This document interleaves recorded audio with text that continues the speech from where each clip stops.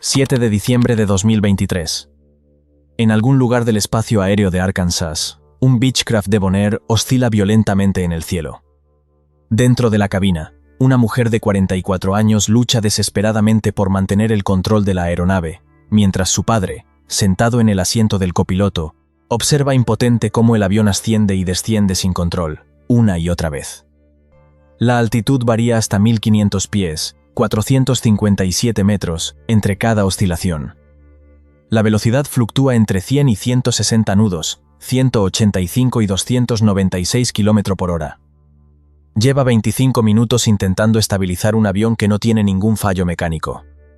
En algún momento, el padre logra pulsar el botón de la radio, y en medio de otras transmisiones, se escucha una sola frase entrecortada. «Ayúdennos». Pero nadie responde. Segundos después, la aeronave inicia un picado con una tasa de descenso superior a 10.000 pies por minuto, más de 3.000 metros, y una velocidad de 228 nudos, 420 km por hora, hasta impactar contra el suelo. Esta es la historia de Jenny Blalock, conocida en YouTube como TN Fly Girl. Pero esta tragedia no empezó aquel día.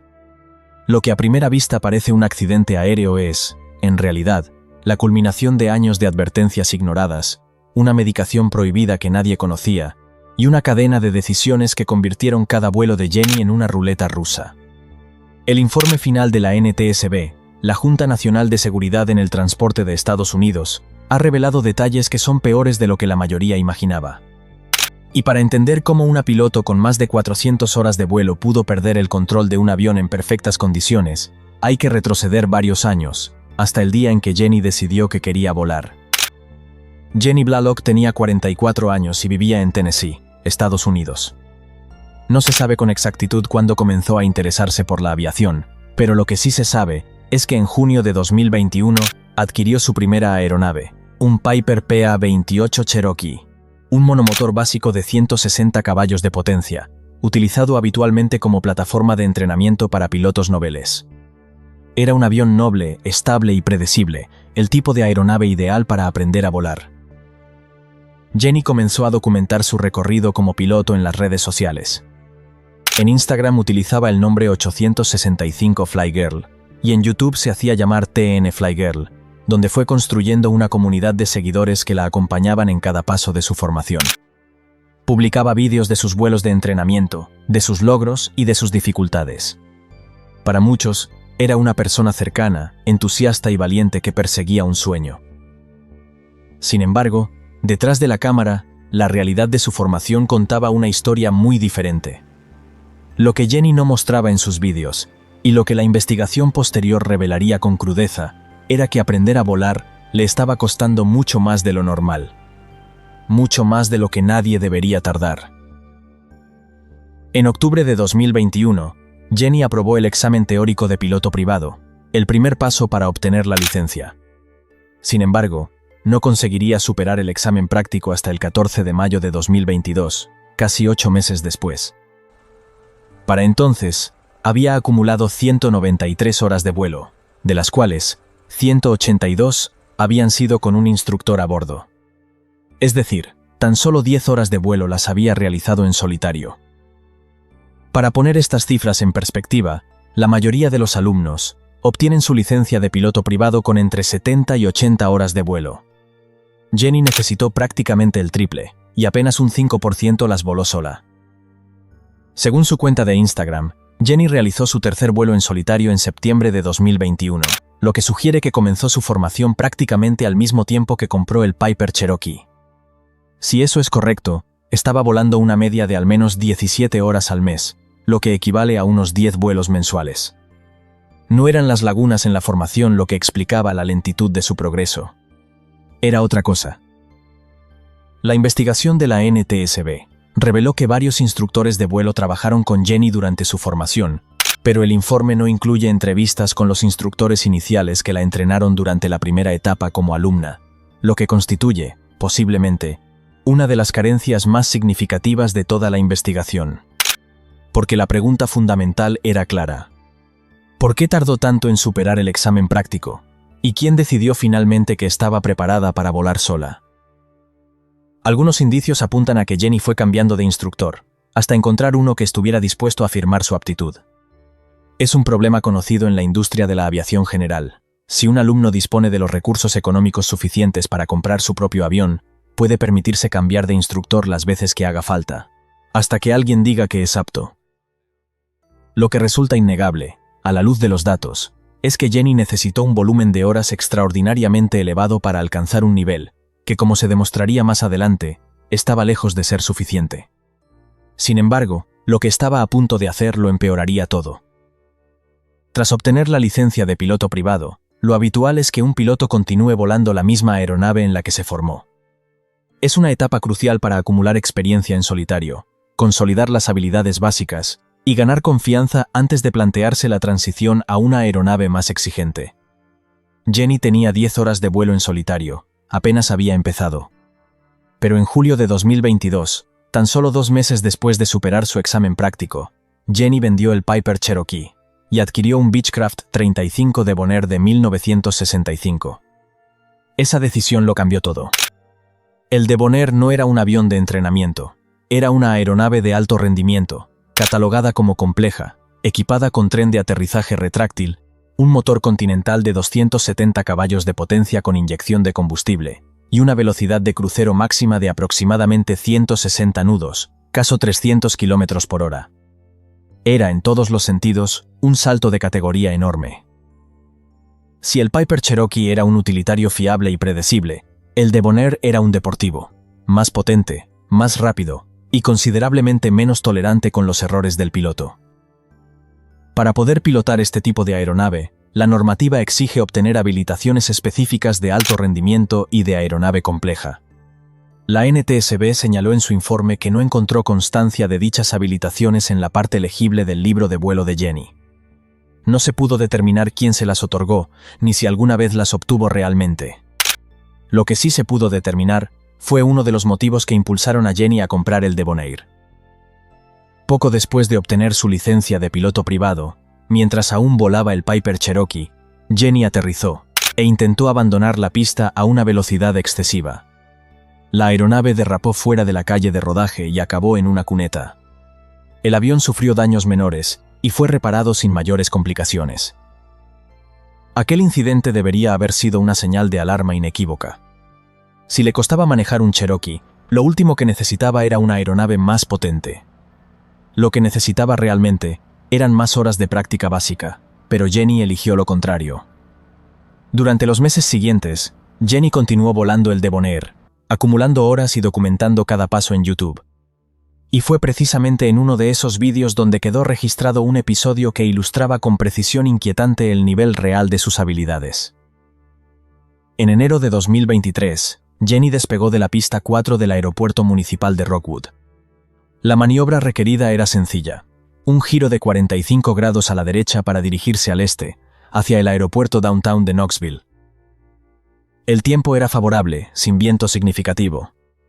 Eran 2 aeropuertos que conocía bien, por los que había pasado en numerosas ocasiones. Sin embargo, según los datos de vuelo, en lugar de girar hacia el este, Jenny giró hacia el suroeste. A continuación, durante los 10 minutos siguientes, realizó varios giros de 360 grados sobre el propio aeródromo, antes de finalmente enfilar la dirección correcta. Lo que los datos y las imágenes de su propia cámara revelaban era que en lugar de mirar al exterior y aplicar las habilidades básicas de navegación visual, Jenny estaba concentrada en su iPad, intentando comprender qué hacía el piloto automático y tratando de que la tecnología pilotara el avión por ella. Habían pasado 8 meses desde que obtuvo su licencia y carecía de las destrezas de vuelo más elementales. Pero las dificultades de Jenny no se limitaban al manejo de la aeronave, también tenía serios problemas con las comunicaciones por radio. Aaron, uno de los instructores que la acompañó durante buena parte de su formación de vuelo por instrumentos, declaró a los investigadores que Jenny era una persona amable, respetuosa y con ganas de aprender. Sin embargo, luchaba constantemente con las comunicaciones radiofónicas. En ocasiones, Aaron tenía que encargarse de las transmisiones de radio para que Jenny pudiera concentrarse exclusivamente en pilotar. En uno de los vídeos publicados en su canal, se puede observar a Jenny intentando practicar una llamada de radio básica con su instructor. Una transmisión sencilla: identificarse ante el controlador de aproximación e informar de la altitud a la que estaban ascendiendo. Jenny necesitó varios intentos y más de 1 minuto de práctica antes de atreverse a realizar la llamada real. Pero aún así, cometió errores. Según Aaron, Jenny luchaba más que otros alumnos. Su toma de decisiones era algo que le preocupaba. Necesitaba más conocimiento y más experiencia.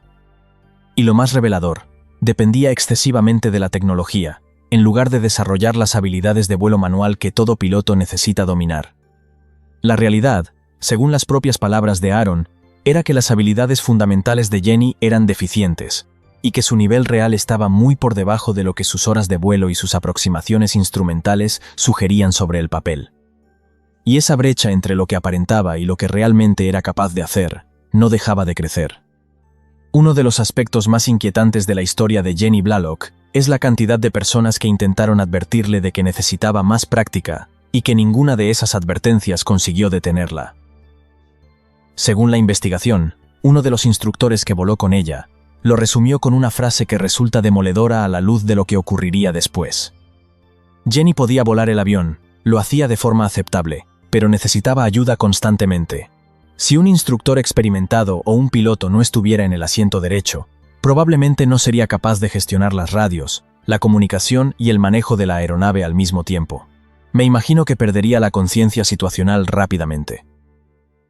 En otras palabras, Jenny era capaz de volar acompañada, pero no sola. Y esa es una distinción que puede marcar la diferencia entre la vida y la muerte. En uno de los vídeos de su entrenamiento instrumental publicados en su canal, se puede ver a Jenny realizando una aproximación con unas gafas especiales que limitan la visión al panel de instrumentos, simulando condiciones meteorológicas adversas. El instructor intenta guiarla para que corrija la trayectoria hacia la izquierda, ya que están desalineados con respecto a la pista, pero Jenny no aplica las correcciones adecuadas. El instructor, al ver que la situación empeora, le dice: «Tomo los controles. Toma el mando, corrige la trayectoria», y le devuelve el control para que termine la aproximación de forma visual. Pero lo que Jenny hizo a continuación fue revelador. En la edición del vídeo que publicó en su canal, añadió textos en pantalla que, en esencia, cuestionaban al instructor por haberla colocado en una posición desfavorable para el aterrizaje. No reconoció sus propias limitaciones. Y quizá ahí radicaba el problema más profundo. Existía la posibilidad de que Jenny estuviera más preocupada por la imagen que proyectaba ante sus seguidores en las redes sociales que por la realidad de sus capacidades como piloto. Sus cámaras GoPro estaban siempre instaladas en la cabina, una detrás de ella y otra delante, capturando cada vuelo desde múltiples ángulos. La disposición de las cámaras, la edición de los vídeos, la narrativa de superación que construía en cada publicación, todo aquello exigía una atención que competía directamente con la única tarea que importaba dentro de esa cabina: pilotar el avión. 2 semanas antes del accidente, Wayne, el director general de la escuela de vuelo donde Jenny entrenaba, realizó un control de progreso de su formación instrumental. El resultado fue desastroso. En un momento de la sesión, Wayne le indicó que ejecutara una frustrada, el procedimiento mediante el cual el piloto aplica potencia e inicia un ascenso para abandonar una aproximación que no se puede completar con seguridad. En lugar de añadir potencia y ascender, Jenny no reaccionó y comenzó a descender directamente hacia las montañas. La sesión tuvo que ser interrumpida de inmediato. Wayne declaró a la NTSB que Jenny, con más de 150 horas acumuladas desde que obtuvo su licencia, debería haber estado mucho más avanzada en su formación. Rara vez sabía dónde se encontraba en relación con su ruta de navegación. Volaba una aeronave compleja y de alto rendimiento con un sistema de aviónica que no dominaba, y añadió un detalle crucial: todos los instructores que habían volado con ella habían tenido dificultades similares. A pesar de todo, Jenny continuó volando, publicando y compartiendo su sueño. Según su cuenta de Instagram, en septiembre de 2023, menos de 3 meses antes del accidente, celebró haber alcanzado las 400 horas de vuelo, más de 200 de ellas en el Debonair. 400 horas que, sobre el papel, la hacían parecer una piloto con experiencia razonable, pero que, en la práctica, ocultaban carencias que no se habían corregido desde el primer día de su formación.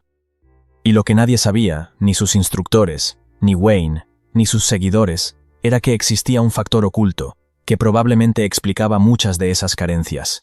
un factor que solo se descubriría cuando ya era demasiado tarde. El informe de la autopsia realizada tras el accidente reveló la presencia de múltiples fármacos en el organismo de Jenny Blalock. El primero era alprazolam, comercializado bajo el nombre de Xanax, un medicamento utilizado habitualmente para tratar trastornos de ansiedad y ataques de pánico. Entre sus efectos secundarios, se encuentran el aumento de la sedación, la reducción de la concentración y la disminución de las inhibiciones. El segundo era trazodona, un antidepresivo utilizado para tratar la depresión mayor, la ansiedad y los trastornos de pánico. Puede ralentizar el pensamiento y deteriorar las habilidades psicomotoras. El tercero era buspirona, otro fármaco ansiolítico que puede causar mareos y somnolencia. Los 3 medicamentos figuran en la lista de sustancias prohibidas para pilotos emitida por la FAA, la Administración Federal de Aviación de Estados Unidos. Ninguno de ellos es compatible con la actividad de vuelo bajo ninguna circunstancia. Además, se encontró en su organismo un cuarto fármaco, utilizado para prevenir las náuseas, que por sí solo constituye causa de descalificación para obtener un certificado médico aeronáutico debido a sus efectos secundarios, que incluyen alteraciones graves del ritmo cardíaco, somnolencia y mareos. Pero lo más grave no era únicamente la presencia de estos fármacos, lo más grave era que nadie lo sabía. Cuando un piloto acude a su examen médico periódico, está obligado a declarar cualquier medicación que esté tomando. Es un sistema basado en la autodeclaración, en la honestidad del propio piloto. Jenny, en su última revisión médica, únicamente declaró el uso de un producto de venta libre para alergias estacionales. No mencionó ni el Xanax, ni la trazodona, ni la buspirona, ni el antiemético. Es muy probable que Jenny llevara tomando algunos, o todos estos medicamentos, durante un periodo prolongado de tiempo. Y eso explicaría muchas cosas. Las dificultades con las comunicaciones por radio, la lentitud en la toma de decisiones, la incapacidad para procesar múltiples tareas simultáneas, los problemas de concentración que todos sus instructores habían observado a lo largo de los años, pero que ninguno había podido atribuir a una causa concreta. La investigación de la NTSB reconoció que Jenny podría haber estado bajo los efectos de estos fármacos durante el vuelo. Sin embargo, añadió una conclusión que resulta tan técnica como devastadora. No pudieron determinar si la medicación contribuyó directamente al accidente, dado el nivel de competencia base que la piloto había demostrado a lo largo de toda su formación. En otras palabras, sus habilidades eran tan deficientes, con o sin medicación, que resultaba imposible aislar el efecto de los fármacos, del efecto de su propia falta de preparación. Todo lo que los instructores habían señalado durante años, todo lo que los vídeos habían mostrado, todo lo que los datos de sus vuelos habían evidenciado, convergía ahora en una imagen completa y coherente. Y esa imagen era la de una piloto que jamás debería haber volado sola. Aquel 7 de diciembre, Jenny no iba sola, iba con su padre. 7 de diciembre de 2023. Aeropuerto Downtown Island de Knoxville, Tennessee. Jenny Blalock y su padre se encontraban en el aeropuerto preparando la aeronave para el vuelo. El plan era trasladar el Debonair a un taller de aviónica en el aeropuerto regional de Saline County, en Arkansas, para realizar una actualización de los equipos electrónicos. El trayecto era de 430 millas náuticas, casi 800 kilómetros, unas 2 horas de vuelo. Wayne, el director de la escuela de vuelo, se encontraba en el aeropuerto aquel día. Jenny le comentó que estaban esperando a que mejorasen las condiciones meteorológicas antes de partir. Wayne aprovechó la oportunidad para hablar con ella una vez más. Le repitió lo que le había dicho en otras ocasiones, que estaba muy por detrás de la aeronave, que había comprado un avión que no estaba preparada para manejar. Ni Jenny ni su padre discreparon de esa valoración.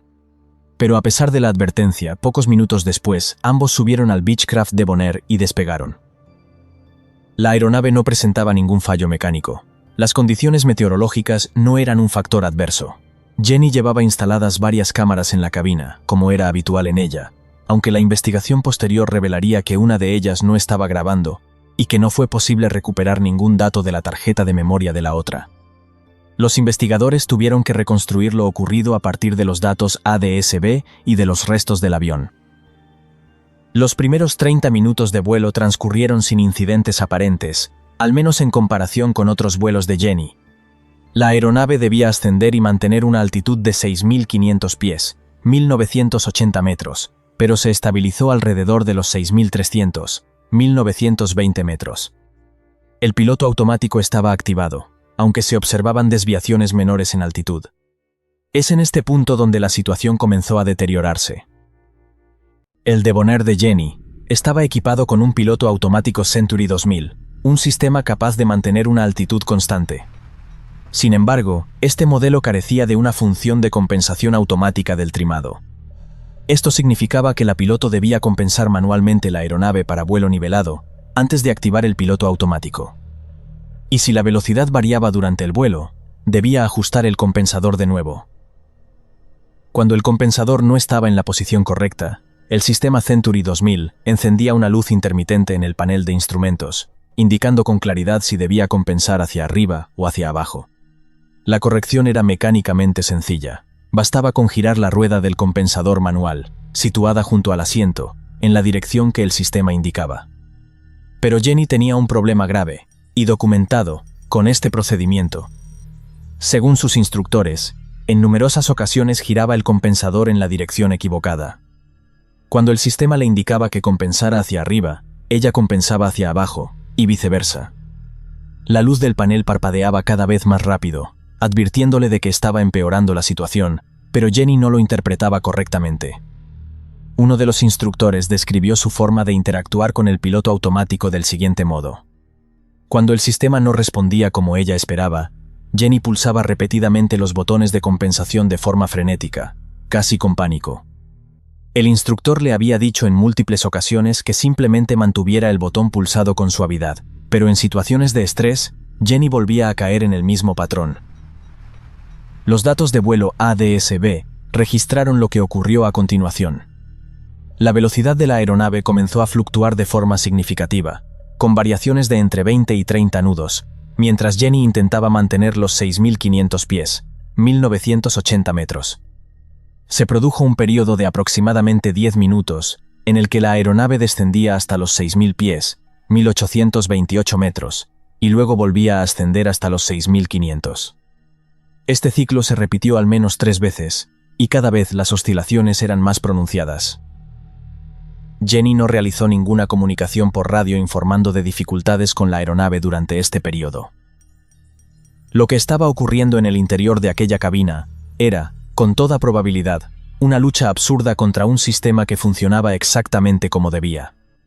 El piloto automático le pedía que compensara en una dirección, y ella compensaba en la contraria, lo que agravaba las oscilaciones con cada intento de corrección. Cada intervención empeoraba el problema. Cada corrección generaba la necesidad de una corrección mayor, y la espiral se alimentaba a sí misma. Las oscilaciones se hicieron cada vez más violentas.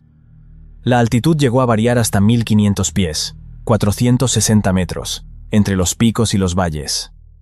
La velocidad fluctuaba entre 100 y 160 nudos, entre 185 y 295 km por hora. Jenny no realizaba las correcciones de potencia necesarias. Cuando la aeronave ascendía, perdía velocidad porque no aumentaba los gases. Cuando descendía, aceleraba porque no los reducía. No había gestión del motor, ni control de la energía. No había nadie pilotando el avión. Durante 25 minutos completos, Jenny Blalock luchó por estabilizar un avión que no tenía absolutamente ningún problema. En un momento dado, el controlador de tráfico aéreo contactó con ella. Le informó de que la tenía muy desviada a la izquierda de su rumbo previsto, y le preguntó si estaba corrigiendo. Jenny respondió que sí, que estaba corrigiendo, pero la desviación de rumbo era, en aquel momento, la menor de sus preocupaciones. El controlador intentó transferirla a otra frecuencia del centro de Memphis, pero no obtuvo respuesta. Lo intentó de nuevo, pero fue inútil. Lo que el controlador desconocía era que, en algún punto durante esas transmisiones, Jenny intentó declarar una emergencia por radio, pero su transmisión coincidió con la de otra aeronave que operaba en la misma frecuencia, y sus palabras quedaron prácticamente ahogadas. Solo se podía distinguir, muy débilmente en el fondo del audio, algo que se asemejaba a una declaración de emergencia. Segundos después, otra voz se escuchó en la frecuencia. No era Jenny, era su padre. Había logrado pulsar el botón de transmisión de la radio, y lo único que alcanzó a decir fue una frase: «Ayúdennos». La aeronave estaba completamente fuera de control. Las oscilaciones habían superado cualquier posibilidad de recuperación manual. Según los investigadores, en algún instante Jenny debió de desconectar el piloto automático, pero para entonces, la aeronave acumulaba una cantidad tan excesiva de compensación hacia abajo que, al quedar liberada del sistema automático, el morro se precipitó hacia adelante, iniciando un picado pronunciado e irrecuperable. A medida que la velocidad aumentaba, la fuerza necesaria para tirar de los mandos y levantar el morro superaba con creces la capacidad física de cualquier piloto. La aeronave aceleró más allá de todo límite operativo, y la tasa de descenso superó los 10.000 pies por minuto, 182 km/h. La velocidad respecto al suelo alcanzó los 228, 440 km/h. El Beechcraft 35 de Bonaire impactó contra el terreno. Jenny Blalock y su padre fallecieron en el acto. El examen posterior de los restos de la aeronave no reveló ninguna anomalía mecánica, ni irregularidad que pudiera haber impedido su funcionamiento normal. El motor, los sistemas de control, la estructura, todo se encontraba en perfecto estado de funcionamiento antes del impacto. El informe final de la NTSB determinó como causa probable del accidente la incapacidad de la piloto para mantener el control de la aeronave, lo que provocó oscilaciones inducidas por el piloto y la posterior pérdida de control con impacto contra el terreno. Como factores contribuyentes, la investigación señaló el historial de formación de la piloto, que evidenciaba dificultades persistentes para mantener la conciencia situacional y un nivel de competencia insuficiente para la aeronave de alto rendimiento que había adquirido, algo que fue explícitamente señalado por al menos uno de los instructores que voló con ella. También se identificó la presencia de múltiples fármacos prohibidos en su organismo, aunque los investigadores no pudieron concluir de forma definitiva que la medicación fuera un factor determinante, dado que las deficiencias en sus habilidades de vuelo estaban ampliamente documentadas con independencia de cualquier sustancia. No hubo un fallo del avión, ni ninguna tormenta imprevista. No hubo un factor externo que escapara al control de la piloto. Lo que hubo fue una persona que no estaba preparada para volar sola, que tomaba una medicación incompatible con la actividad de vuelo sin declararlo, que pilotaba una aeronave que superaba sus capacidades y que había recibido múltiples advertencias que no fue capaz de escuchar o que no quiso escuchar. La historia de Jenny Blalock es, ante todo, una tragedia evitable. Cada una de las piezas que la componen, la formación excesivamente prolongada, las carencias nunca corregidas en las habilidades básicas de vuelo, la adquisición de una aeronave de alto rendimiento sin la competencia necesaria, la dependencia de la automatización en lugar del pilotaje manual, la ocultación de una medicación prohibida y la priorización de la presencia en redes sociales frente a la seguridad en la cabina, constituía, por sí sola, una señal de alarma. Juntas, formaban una secuencia de la que era prácticamente imposible escapar. No todo el mundo está hecho para ser piloto, y reconocerlo no es un fracaso. Lo que verdaderamente resulta trágico es cuando todas las señales están ahí, cuando las personas adecuadas pronuncian las palabras correctas, cuando los datos lo gritan con claridad, y aún así nadie consigue detener lo inevitable. Porque aquel 7 de diciembre, Jenny no perdió la vida sola. Su padre, sentado a su derecha, confió en que su hija sabía lo que hacía. Y la última palabra que el mundo escuchó de él fue una petición de ayuda que nadie pudo responder. Jenny Blalock y su padre perdieron la vida aquel día. Que su historia sirva para que otros comprendan que volar es, ante todo, una responsabilidad, y que ningún sueño merece perseguirse al precio de la propia vida, ni de la de quienes confían en ti para llegar a tierra.